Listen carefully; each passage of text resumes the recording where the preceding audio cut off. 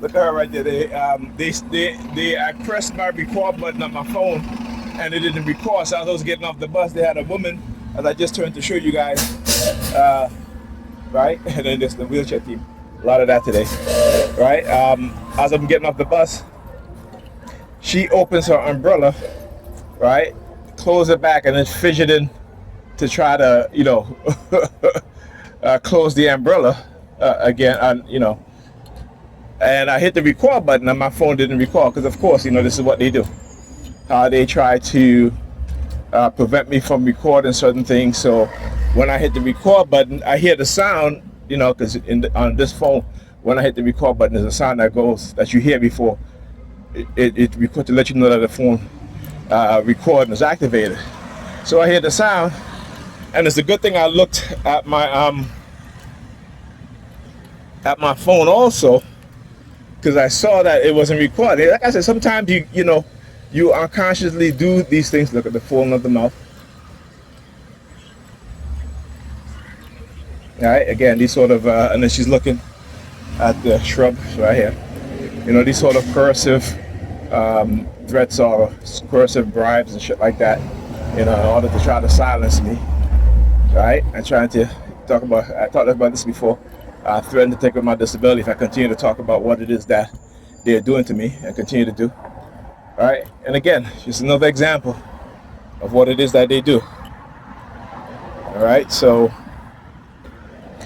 look, LRN 3288. Yeah, a lot of number 32s. A lot of number 32s, man. But anyway, yeah, I'm trying to see if my image stabilizer is on, because I don't think I pressed it on. But I look at my screen, and I'm walking kind of slow too. So just in case, the stabilizer is not on. So anyway, when I was on the bus, there was a young Negro female came on the bus, tall, slender. And she started looking at me. She started looking at my unk, right? She started looking at my unk. So as the bus was on its way, I said to myself, why does she keep looking at me like that? I say the same thing. You know what I'm saying? Because again, they'll do this, right? These are the honey traps, oh, well, if you be quiet, we'll give you this nice young Negro female. She's tall, slender, and first of all, she's not my type. All right, she's too young. Okay, and so, but that wasn't what they were doing. So as the bus stopped, there was a white guy that came out of a building. All right, white guy.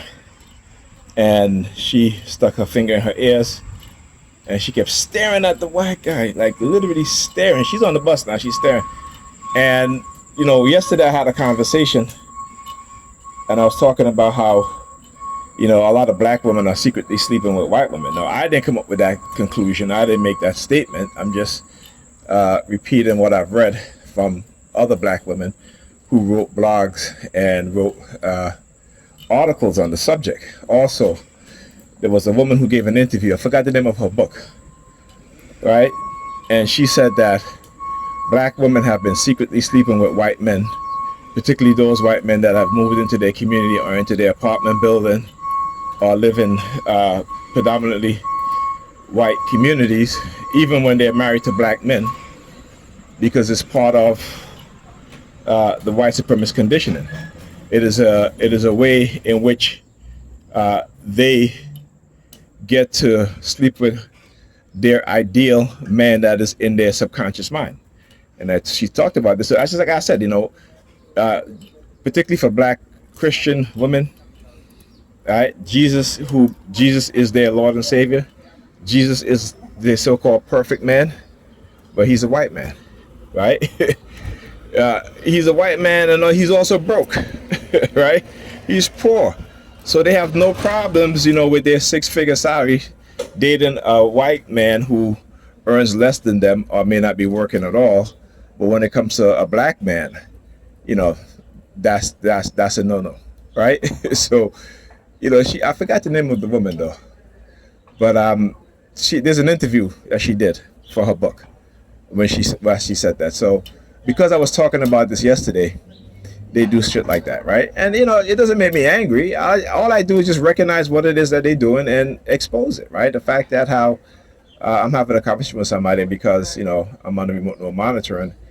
They're basically you know, violating my privacy, right? But this is what they do. And then they'll do shit like that just to let me know they know exactly what I was talking about. I'm like, listen, we have been going through this for years. I know I'm microchip. I know they know whatever, whatever. It don't stop me from doing what I need to do. All right.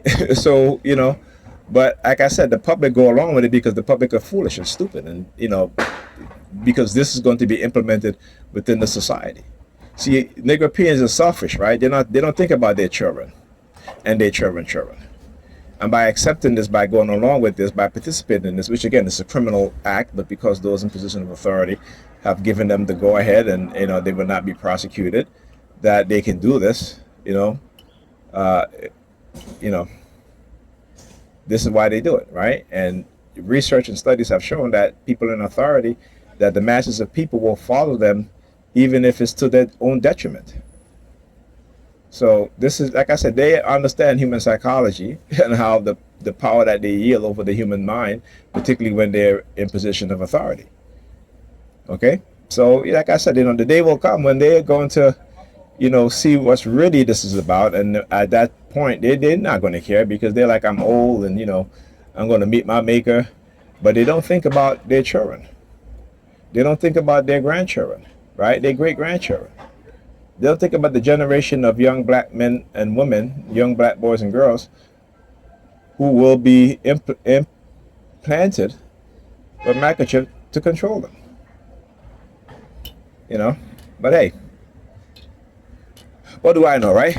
I'm just a messenger. Anyway, my purpose is greater than theirs. All right, talk to you guys in the next video.